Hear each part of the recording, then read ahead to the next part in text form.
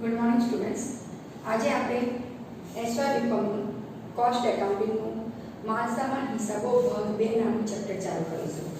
સૌથી પહેલાં તો સમજાવી દઉં કે એકાઉન્ટન્સીમાં બે એકાઉન્ટ્સ હોય છે, કોસ્ટ એકાઉન્ટિંગ અને management accounting. Cost accounting production ડિપાર્ટમેન્ટને લગતું હોય છે અને મેનેજમેન્ટ એકાઉન્ટિંગ તો ઓફિસ ડિપાર્ટમેન્ટને લગતું હોય છે. કોસ્ટ એકાઉન્ટિંગનું કામ વસ્તુનું ઉત્પાદન કરવાનું હોય છે અને વસ્તુનું ઉત્પાદન કરવા માટે 3 વસ્તુની જરૂર પડે છે: માલ સામાન, મજૂરી અને કારખાના. જેમાં તે માલ સામાન અને મજૂરી બંને ભેગા કરીને એ ત્યાં એ વસ્તુનું પ્રોડક્શન કરી શકે. હવે આ એકાઉન્ટન્સીની અંદર ફક્ત તમારે માલ સામાન, મજૂરી અને કારખાના ખર્ચા સુધીનો જ અભ્યાસ કરવાનો છે. તો તમારા માલ સામાનના હિસાબો ભાગ 2 એ ચાલુ કરીશું આજે આપણે. અને એની અંદર આપણે અલગ અલગ રીતો શીખવાની છે. કોઈ પણ વસ્તુનું પ્રોડક્શન શરૂ થાય એટલે માલ સામાન, એ વસ્તુ બનાવવા માટે માલ સામાનની જરૂર પડે અને એ માલ સામાન કોઈ પણ ફેક્ટરી કે જેને પ્રોડક્શન બનાવવું છે એ માલ સામાનને બહારથી ખરીદવો પડે. આ માલ સામાન બહારથી ખરીદવાનું કામ ખરીદ વિભાગના મેનેજરે કરવાનું હોય છે. એ બહારથી માલ સામાન લાવે છે અને પ્રોડક્શન ડિપાર્ટમેન્ટને માલ સામાન મોકલે છે. હવે અહીંયા તમારે બેઝિક મીડિયેટરનું કામ કરવાનું છે. તમારે માલ સામાન લાવવાનો અને માલ સામાન તમારે પ્રોડક્શન ડિપાર્ટમેન્ટને મોકલવાનો છે. એમાં ડિફરન્ટ મેથડ યુઝ થાય છે. પહેલી મેથડ છે ફીફો મેથડ, બીજી છે લીફો મેથડ અને ત્રીજી છે ભારીને સરેરાશ મેથડ. ફીફો મેથડ એટલે ફર્સ્ટ ઇન ફર્સ્ટ આઉટ. જે પહેલું આવ્યું હોય એને પહેલું જવા દો. First in first out, FIFO એટલે ફીફો. લીફો એટલે લાસ્ટ ઇન ફર્સ્ટ આઉટ, એટલે કે જે છેલ્લું આવ્યું હોય એને પહેલું જવા દો. માલ સામાન જ્યારે બગડવાની શક્યતા વધારે હોય તો લીફો મેથડ યુઝ થાય છે. અહીંયા તમારે ફર્સ્ટ ઇન ફર્સ્ટ આઉટ, જે પહેલું આવ્યું છે એને પહેલું જવા દો. લાસ્ટ ઇન ફર્સ્ટ આઉટ એટલે જે છેલ્લું આવ્યું છે એને પહેલું જવા દો. દાખલામાં તમને જે મેથડ કે એ પ્રમાણે તમારે દાખલો ગણીને દાખલો સોલ્વ કરવાનો છે. હવે દાખલો કરવાનો છે કેવી રીતે એ તમને બેઝિક 3-4 ઉદાહરણ આપીને હું તમને સમજાવું. સૌથી પહેલા પેલું ફોર્મેટ સમજો.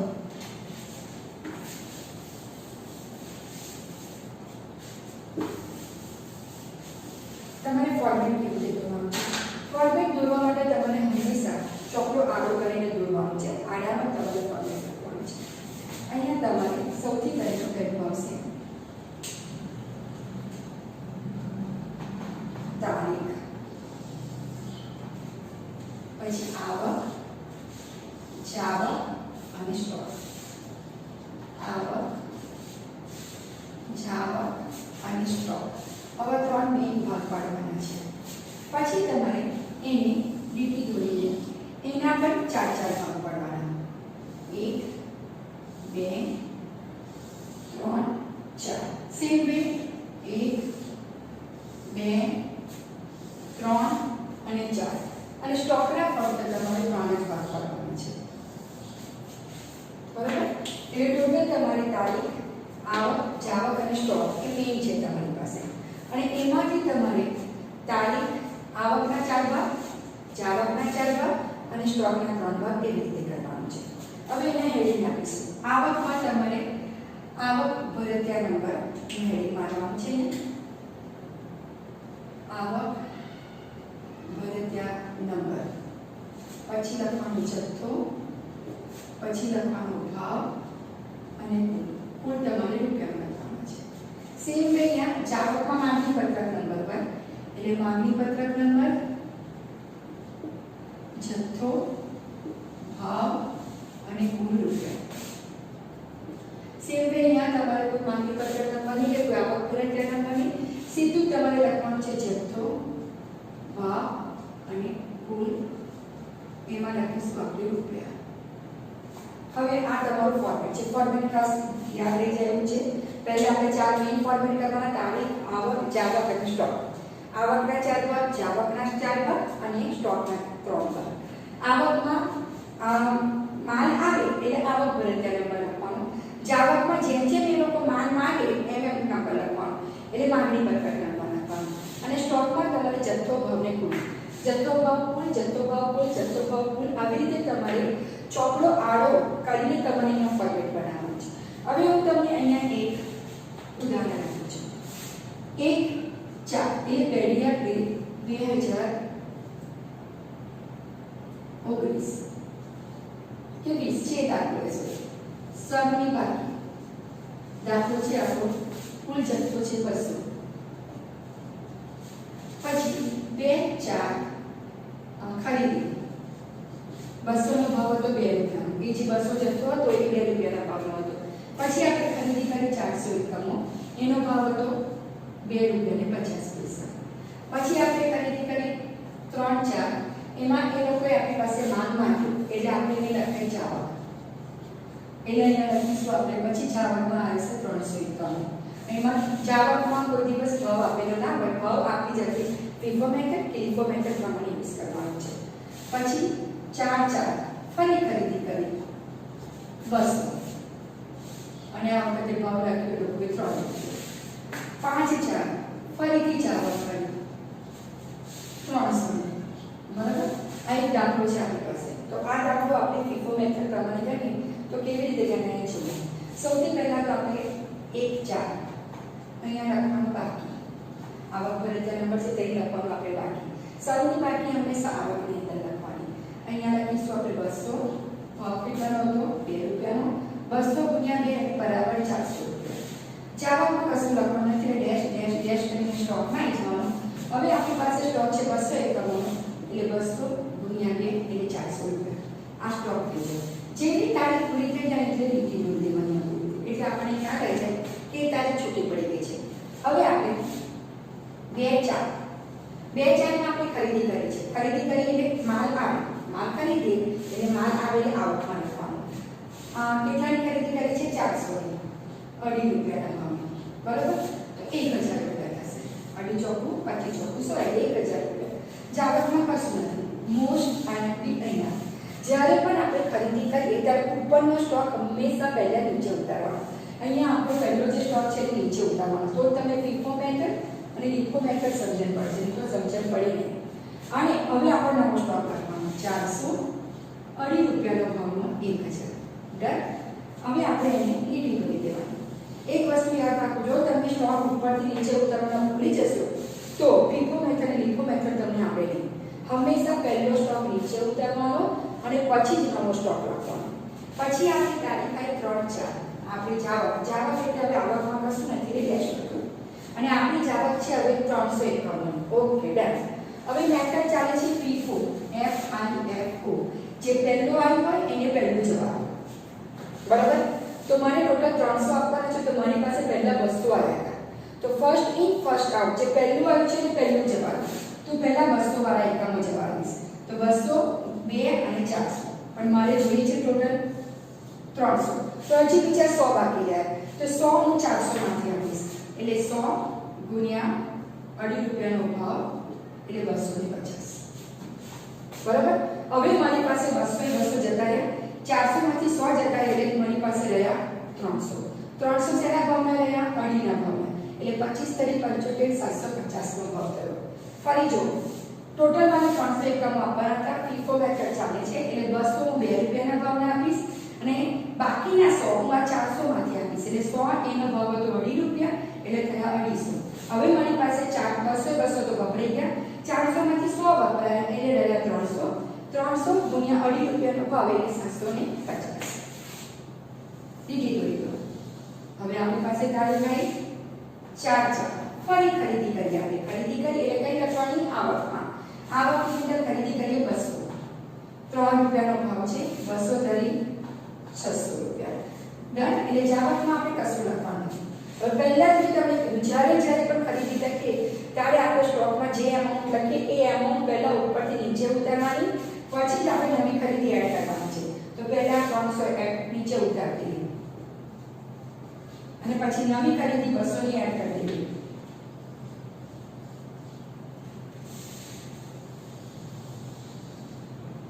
હવે તારી પાસે 5000 જાવા કરવાની છે 300 એકમોની કઈ મેથડ ચાલી રહી છે FIFO મેથડ તો જે પહેલું આવ્યું હશે એને પહેલું જવા દેશું તો એની ઉપરની તારીખમાં જોવાનું પહેલા 300 આવ્યા હતા પછી 200 આવ્યા હતા આપણે કેટલા આપવાના છે 300 તો પહેલા આપણે 300 આપીશું 2.5 રૂપિયાના ભાવના એટલે 750 આપણી જોડેથી પૂરેપૂરા જતા રહ્યા 300 એ 300 અપાઈ ગયા, એની માંગણી 300 ની હતી, 300 300 અપાઈ ગયા. રહ્યા આપણી જોડે 200, તો ખાલી 200 આપણે સ્ટોકમાં લખી દેવાનું, 200 તરી 600 પૂરી થઈ ગઈ તમારી. આ મેથડને કહેવાય FIFO મેથડ. આ મેથડને આપણે કહીશું FIFO. જે પહેલું આવશે એ પહેલું ગયું છે.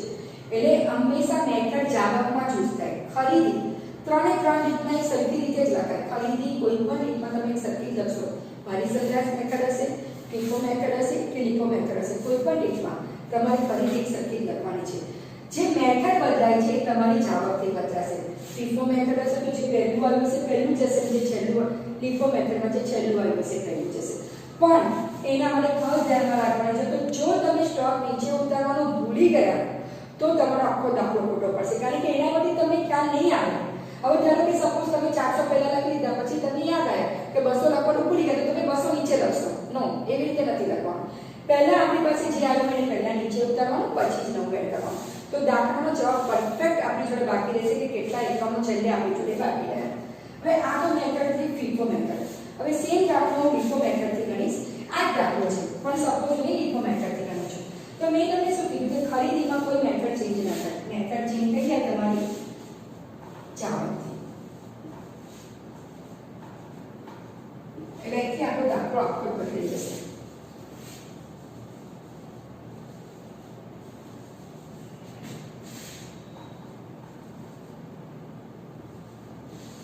ઓકે, હવે હું LIFO મેથડ ચાલુ કરું છું. મારો દાખલો કેવો થાય છે? 300 એકમો મને આપવાના છે. હવે LIFO મેથડ ચાલે છે. Last in first out. જે પહેલું આવ્યું છે એને, જે છેલ્લું આવ્યું છે એને પહેલા જવા દો. તો 200 અને 400 માં 400 પહેલા છેલ્લા હતા. તો આપણે 300 400 માંથી આપવાના છે. તો આપણે અહીંયા 300 400 માંથી આપી દઈએ તો 300 માં આપી દો. એટલે ₹2.5 ભાવમાં જતા રહેશે. 25 તારીખ 75 750 ઉતારી જશે. હવે સ્ટોક ઉતારીશું. સ્ટોક તો આપણે ક્રમ અનુસાર જ ઉતારવાનો છે. પહેલા 200 એવા ને એવા જોયા. અને આ 400 માંથી 300 જતા રહ્યા એટલે 100 રહ્યા. એટલે 100 માંથી ₹100 અને ₹250 ભાવના રહ્યા.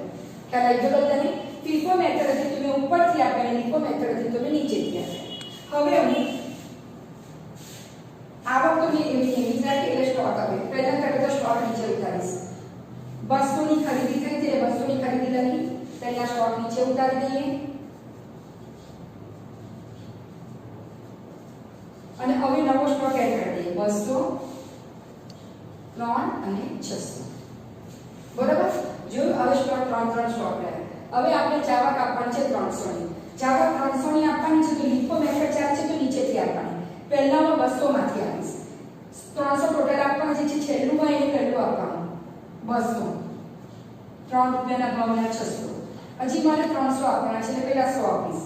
100 200 એકમો આપી દીધા, 100 એકમો આપી દીધા. તો આપણી પાસે LIFO મેથડ પ્રમાણે 200 ગયા, 100 ગયા LIFO મેથડ પ્રમાણે. અને હવે આપણી પાસે રહ્યા 200 એકમો. જે આપણે છેલ્લા ભાવના આપી દઈએ તો આપણી પાસે 200 એકમો ₹2 ભાવના ₹400 રહેશે. એટલે આપણો સ્ટોક અહીંયા 200 એકમોનો આવશે. હવે ખ્યાલ આવી ગયો બધાને FIFO મેથડ અને LIFO મેથડ કેવી રીતે કરવાનું છે. FIFO મેથડમાં આપણે જે પહેલું આવ્યું હોય એને પહેલું જવા દઈએ છીએ, અને LIFO મેથડમાં જે છેલ્લું આવ્યું હોય એને જવા દઈએ છીએ. મોસ્ટ ટાઈમથી 2-3 વસ્તુઓ છે. પહેલી વસ્તુ કે માલ પરત આવે. આપણે માલ આપીએ પ્રોડક્શન ડિપાર્ટમેન્ટમાં, પણ કેટલીક વાર એવું થાય છે કે માલ બગડેલો હોય તો એ લોકો માલ આપણને પાછો આપે. તો જે માલ પાછો આવે તો એ લોકો પાસે માલ આવેલો કહેવાય. તો હંમેશા એની એન્ટ્રી આપણે આવકમાં આપવાની.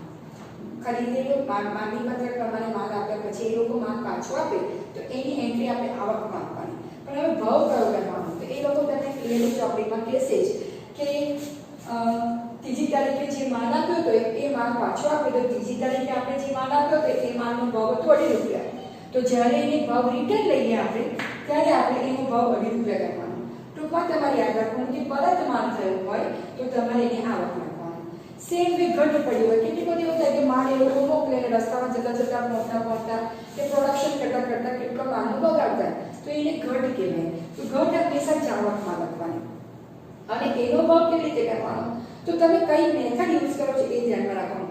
જો FIFO મેથડ યુઝ કરતા હોય તો તમારે એને સૌથી પહેલો જે માલ હોય એના ભાવની આપણે ઘટ કરવાની. LIFO મેથડ હોય તો સૌથી છેલ્લો જે માલ હોય એ ભાવની ઘટ કરવાની.